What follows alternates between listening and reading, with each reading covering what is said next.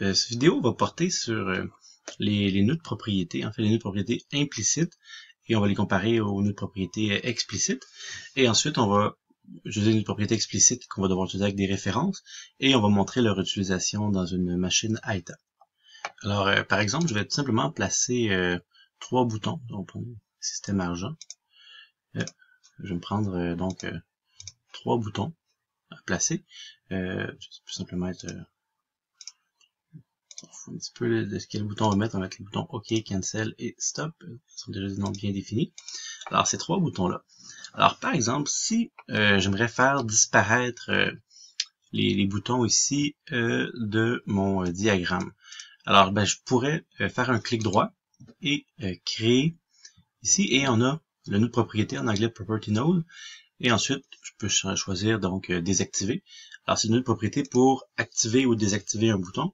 Et là, présentement, il est en mode lecture. Alors, en fait, ce que ça fait, je vais pouvoir avoir l'information si le bouton est activé ou désactivé. Je pourrais créer, par exemple, un indicateur. Et là, si je l'exécute, ça me dit que le bouton, il est activé. Si je désactive le bouton, on pourrait le faire ici dans les propriétés. Je pourrais venir donc désactiver mon bouton. Donc, je vais le désactiver. Je peux juste le désactiver.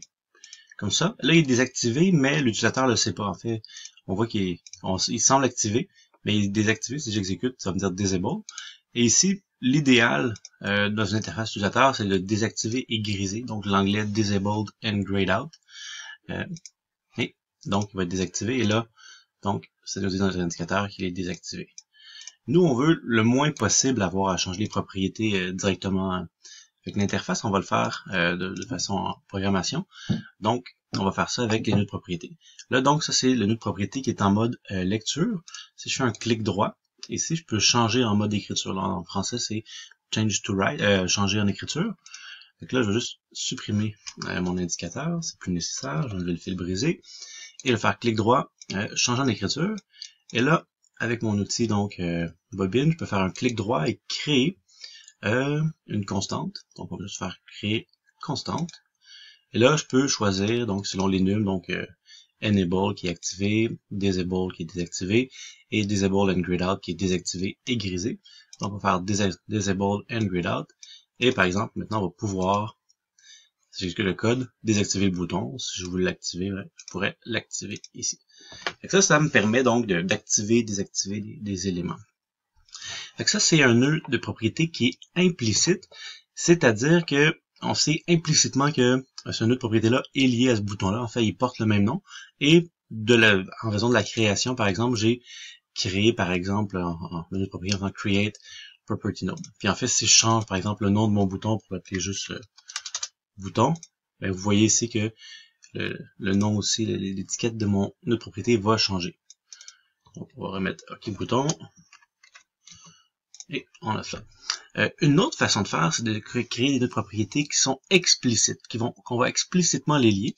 Pour ça, il faut créer une référence à notre bouton. Et donc, la référence, c'est simplement de l'adresse. C'est-à-dire, c'est simplement en programmation pour dire on va parler de ce bouton-là. Et là, on peut aller donc on va dans le menu application. On a aussi donc un nœud de propriété qui est explicite, donc qui est générique. Et là, lui, ce que ça prend en entrée, c'est une référence. Fait que je lui envoie une référence à mon bouton. Et là, je peux aller choisir parmi toutes les propriétés, donc, booléennes. Donc, si on va voir, ici, on va voir encore désactiver. Et là, je pourrais tout changer en écriture avec un clic droit. Changer tout en écriture. Et là, je fais un petit clic droit ici. Créer constante.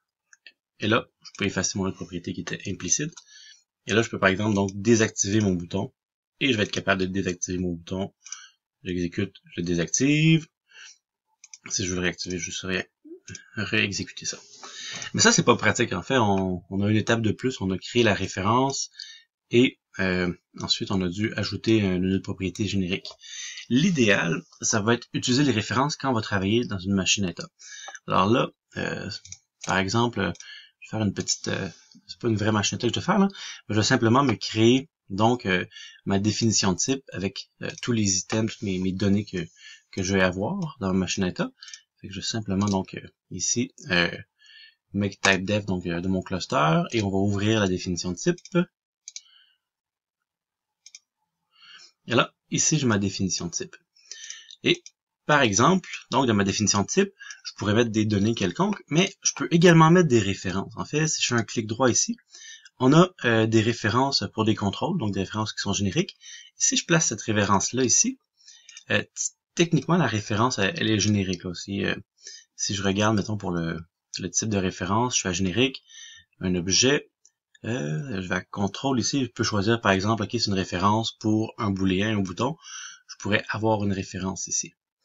Donc, ça serait tout simplement d'indiquer à ma définition de type, ben, tu vas avoir l'espace mémoire pour avoir la référence à un booléen. On n'a pas encore lié cet espace mémoire-là donc à la vraie référence, là, mais c'est une façon de faire.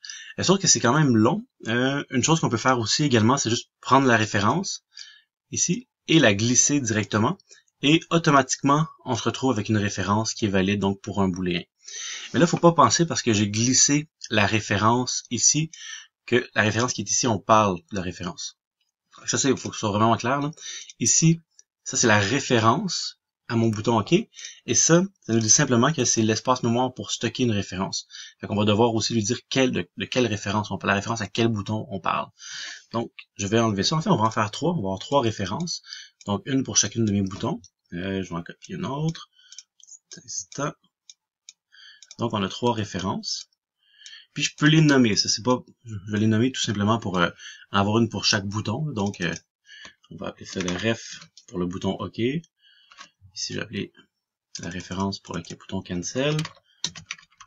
Et le nom que je leur donne, c'est simplement pour nous, pour qu'on puisse ensuite savoir quand on fait un désassemblé par nom, on parle de la référence à quel bouton. Là. Mais il va falloir donc les relier. Donc, ici, la ref pour le bouton stop.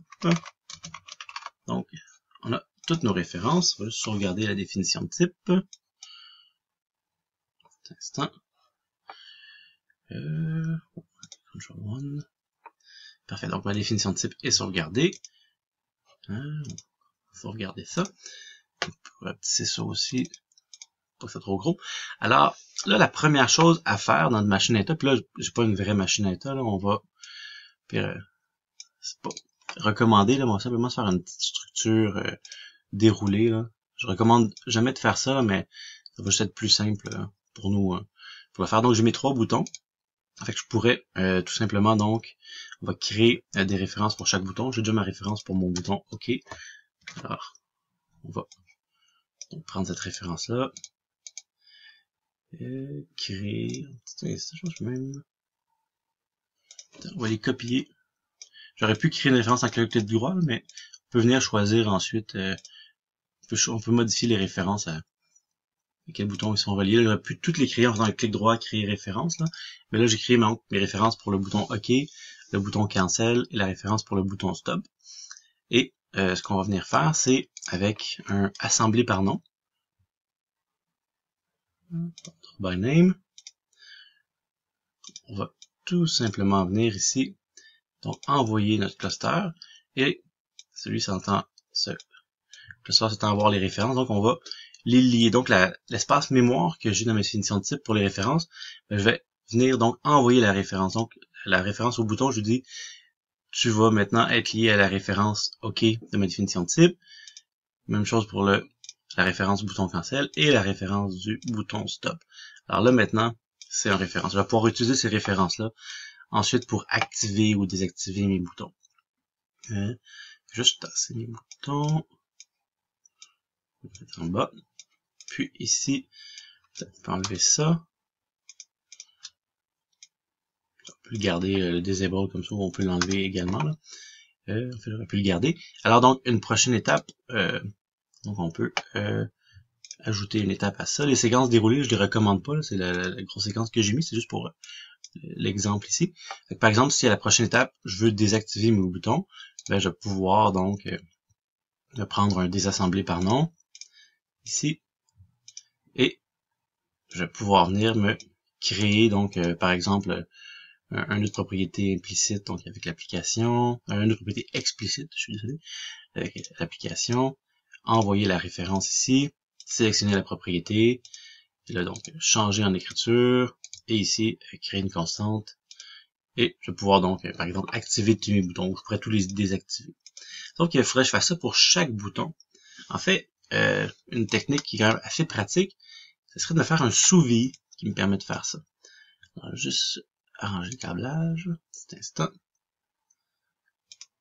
Alors, quelque chose qui serait pratique, ce serait de me dire, je pourrais par exemple tout stocker ces références-là dans un tableau, et ensuite de me faire un sous-vide qui prend un tableau de références et tout simplement qui va activer ou désactiver chacune des références. Ça serait simple, dans chaque bout de code, je pourrais donc avec une assemblée par nom, prendre les références, donc des valeurs que je veux activer ou désactiver, et je vais dans un tableau et je pourrais faire la même chose pour celles que je veux activer ou désactiver. Donc, on va se faire un sous-vide qui fait ça. Alors, bon, on va commencer d'abord par juste le faire ici. Fait que j'aurai une boucle for ici comme ça, et j'aurai mon petit tableau ici d'éléments. Et là, par exemple, donc, je pourrais me choisir si je veux activer ou désactiver mon autre propriété. Je peux avoir une petite constante, par exemple, si c'est vrai ou faux. Je peux avoir aussi, petit instant, dans les comparaisons, un sélecteur, par exemple. Donc, si c'est vrai, par exemple, je pourrais activer. Je vais juste me prendre ma constante ici, créer constante. Donc, c'est ça. Donc, si c'est vrai, j'active. Puis si c'est faux, je vais désactiver. Je vais envoyer ça comme ça. Parfait. Fait que si c'est vrai, j'active. Si c'est faux, je désactive. Et là, je pourrais tout simplement donc prendre une propriété comme ça. Donc, je me suis trompé. C'est ma référence que je vais envoyer là. Je vais envoyer un petit peu plus en haut. Donc, j'envoie ma référence qui est avec l'auto-indexation, donc le tunnel auto-indexé. Je prends les références une à la fois et donc je pourrais désactiver. Donc, si j'ai mis ça à vrai, ça va activer tous mes boutons. Si j'ai mis ça à faux, ça va tous les désactiver. Donc, par exemple, j'exécute, ils sont tous activés. J'arrête, ils vont tous être désactivés. Alors, je pourrais me faire un sous-vide avec ça. Alors, dans le menu édition, et là c'est en anglais, là, mais c'est ouais, en anglais c'est create VI snippet from selection. Mais sinon, je pense que c'est créer sous-VI avec la sélection. Donc, je vais créer mon sous-VI. Ah, donc c'est create sub-VI. Je m'excuse, c'est vraiment create sub-VI. J'ai pas pris le bon. Donc, create sub-VI. Ça va me faire un sous-VI. Et j'ai deux mes commandes.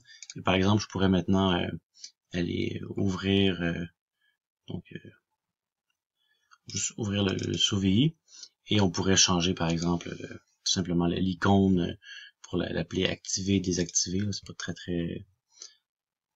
très compliqué, là, mais donc juste changer rapidement l'icône pour avoir l'icône qui a un petit peu de bon sens. Donc on peut l'appeler activer, désactiver. Donc un petit sous-VI. Et ce sous-VI là, on pourrait donc l'utiliser à plusieurs endroits dans mon code. Alors, donc, là, c'est untitled. Par exemple, ici, je pourrais d'abord, au tout début, donc, activer tous mes boutons. Ensuite, je pourrais donc attendre un certain temps. Donc, on pourrait donc attendre 2 secondes. Donc, ça pourrait correspondre à tout simplement l'initialisation de notre carte d'acquisition. Ensuite, je vais pouvoir ajouter une séquence après. Et on va tout copier ce bout de code-là. On pourra juste tout copier ça ici. Et là, j'envoie donc ma référence à mes boutons. Et dans ce cas-là, donc, je veux réactiver mes boutons. Donc, je vais mettre un vrai, je vais tout réactiver les boutons. Alors, si j'exécute ça, ça va tout simplement, donc, au départ, copier les références, donc ici, dans mon cluster qui contient les données. Ça va désactiver, donc, tous les boutons desquels j'envoie les références dans mon tableau ici. Et maintenant, ça va réactiver ces boutons-là. Par exemple, donc, j'exécute. Donc, j'ai mis tous mes boutons désactivés et qui sont réactivés. Et par exemple, j'aurais pu aussi éviter, par exemple, le bouton stop, j'aurais pu décider de ne pas le réactiver. Si par exemple, je peux simplement enlever ça, enlever ma référence ici au bouton stop, et exécuter ça. Et là, donc, je vais désactiver tous les boutons. Je vais réactiver seulement donc les boutons OK et cancel. Donc, ça me permet vraiment de choisir si je réactive ou je désactive les boutons.